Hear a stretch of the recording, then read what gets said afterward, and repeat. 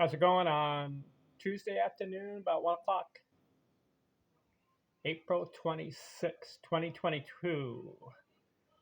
Who is greater, Mickey Mantle, Willie Mays? I'm interested in this matchup. During that era they played, 1950s, 60s, you always heard about Mickey Mantle and Willie Mays, right? You heard about Henry Aaron, Roberto Clemente, all these guys. How about Mays and Mantle matchup? Let's see who wins it. Let's look at their career average, runs, RBIs, home runs, triples, doubles, singles, total bases, slugging, on base, at bats, games, stolen bases, walks, hits, 100 RBI seasons, most runs in a season, most RBIs in a season, years played, 300 batting seasons, home runs, most home runs in a season, most 200 hit season, highest average in one season. Who do you think wins the matchup? This will be interesting. Mays played 22 years. Mantle for 18. So there's a difference of 4 years playing. In the games played, Willie Mays played 2,992 games. Mantle, 2,401. He was injured a lot. That's a difference of 591 games. At bats, Mays had 10,924. Mantle, 8,102. That's a difference of about, oh man, over 2,000 more at bats Mays had than Mantle. 2,591 games. So what I'm going to do is this. I'm going to do a what if. What if Willie Mays and Mickey Mantle had the same number at bats? What would their career totals be, and who wins the category? So Mantle, 591 games short of Mays. So let's add those games to some of his category. For example, well, the career average, Mays was 302, Mantle 298. So I don't think in 591 games he would have got his average over 302 career. 591 games, unless he has a big batting season. He was around 298 his whole career, so we'll stay there. So you give that up to Mays, 1-0. Runs scored. Mays scored 2,062, Mantle 1,676. How do we compare the runs scored? You take 591 games and you multiply what Mantle is averaging of runs scored per game in his career. His average was .698 runs scored per game. Not a run a game, it was lower. .698, like 3/4 of the time. Not every game, but every 3/4 or .698, he would score a run. So it'd be more than a game, and then .69. Are you following? So let's multiply the 591 more games for Mantle to equal Mays and playing by .698. That comes out to about 412 more runs he would have scored if he had played 591 more games to equal Mays. You following? If that happened, you add his 1,676 runs scored he has for his career, and you add another 412 because he played 591 more games, he would have had 2,088 runs. And that beats Mays' 2,062. So we're going to give the category to Mantle if he and Mays played the same. Following? So it's 1-1. How about RBIs? We'll do the same thing. 1,903 for Mays, 1,509 for Mantle. What we'll do is we'll multiply 591 games by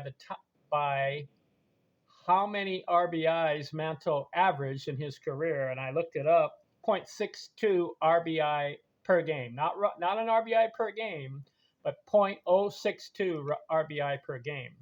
Multiply that by 591. He has an extra 363 RBIs. Add that to the 1509, which he has for his career. He comes up to 1875. But Mays beats him because he has 1903. Okay? 2-1 Mays. Home runs. This is interesting. Mays had 660. Mantle 536. But if Mantle plays another 591 games and you'll multiply his ratio of home runs per games played, what was it? 0.233. 0.0233 was his average of home runs per game. Multiply that by 536. No. Multiply it by 591. 591 more games Mantle needs to play to equal Mays, who played 2,992 games. So take Mantle's total, 536 homers, multiply it by 0.233. 0.233. That's 137 more home runs Mantle would have played if he played another 591 games. That would have given him 673 homers. He would have beat Mays. He was on the pace if they play the same number of games. And the ratio of how they average home runs per games played in their career. Got to give that one a Mantle. It's 2-2. Triples. Mays 140, Mantle 72. Extra 591 games. He doesn't catch them in triples. 3-2 Mays. Doubles. Mays had 523. Mantle only 344. Mantle's not going to catch him in doubles, even with the extra 591 games. 4-2 Mays. Singles. Mays 1,960. Mantle 1,463. Doesn't catch him in singles. 5-2 Mays. Total bases. Mays 6,066. Mantle 4,511. He won't catch him in total bases. 6-2 Mays. Slugging. Mays 557. Mantle 557. But I believe his slugging would have gone up because he hit another 137 homers. I think he wins that category. Mantle would have been 590 or 600 if he continued on the pace he was. We'll give that slugging to Mantle. 6-3 Mays. On base, Mays 384, Mantle 421. Mantle wins that. 6-4 Mays. Strikeouts. Mays 1,526. Mantle 1,710. Struck out too much. Mays wins that category. Fewer strikeouts. 7-4 Mays. Stolen bases. Mays 338. Mantle 153. Mantle can't catch them. 8-4 Mays. Walks. Mays 1,464. Mantle 1,733. Mantle wins it. 8-5. Hits. Mays 3,283. Mantle 2,415. That's a difference of about 850 hits. Even if Mantle plays 591 games, he doesn't catch Mays in hits. So it's 9-5 Mays. 100 RBI seasons. Mays had 10. Mantle only had 4. Mays wins it. 10-5 Mays. RBIs.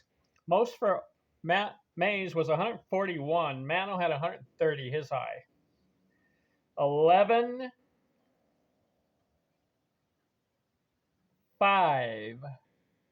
Mays.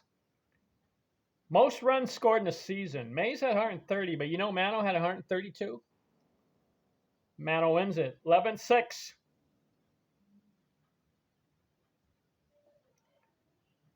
300 batting seasons. Mays had 10.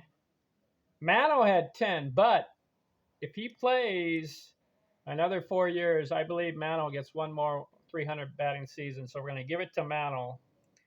11-7. Mays. Home runs. Mays' high was 52 in a season. Mantle had 54. Mantle wins that. 11-8 Mays.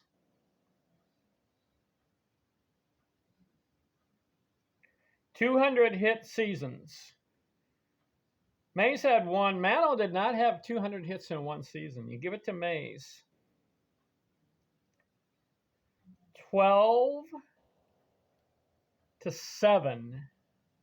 No, 12-8 is the score. Mays. And then the highest batting average for a season, Mays had a 347, his high, but Mantle had a 353. He also has a triple crown. Give it to Mantle. But you know what I found out? Willie Mays and Mickey Mantle.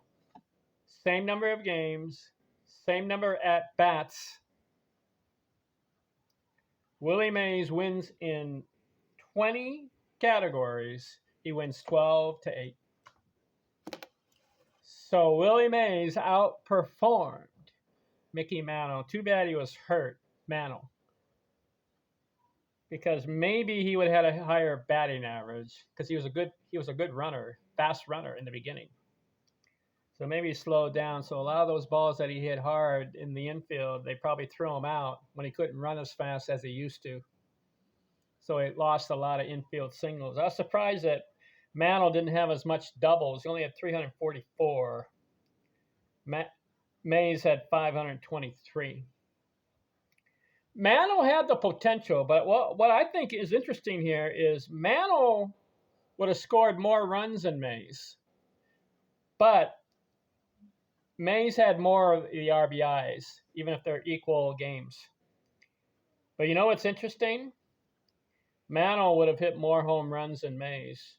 Because you got Mays at 660, and I project that if Mantle played the extra games, 591 more to match his Mays, and they both have the same number of games, Mantle would have ended up with 673 homers. Maybe more if he's not even hurt. I don't know if you want to use the hurt excuse, because maybe Mays was hurt too. So maybe during Mays' career, he was hurt and slowed down. So we can't do the injury thing. All we can do is project who's the better player, who's the greater player. Total bases, Mays would have won. You know, Mantle had more walks than Mays. Listen to this. Mays played 22 years. He played 591 more games. Yet Mantle beat him in walks, 1,733 to 1,464. Also, Mantle hit more home runs in one season than Mays did. He hit 54 one year. Mays hit 52. Mantle never got 200 hits. That's interesting.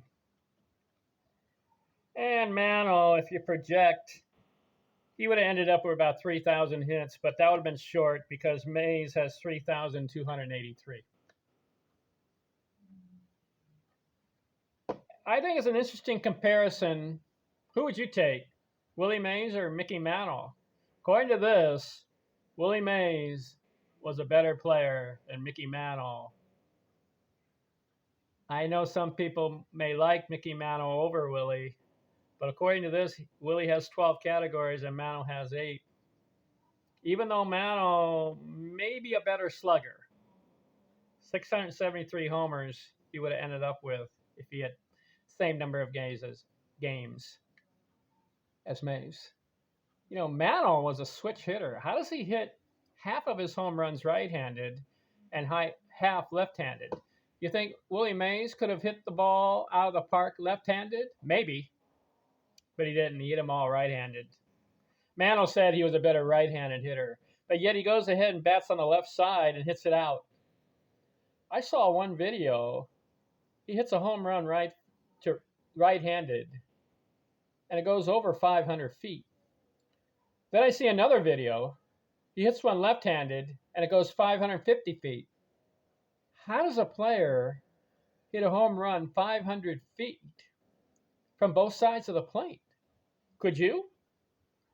I could hit the ball left-handed, but I don't think I can hit it. I think I can hit it farther right-handed than I could left-handed. But I could hit it left-handed, but not as far. But Mantle can do both.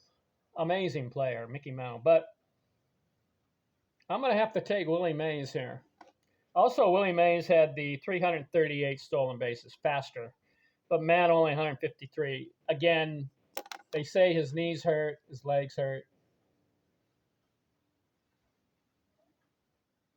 Interesting comparison. All right, I'll come up with some more. I'll figure out, try to match players, see who's greater or who outperforms the other player.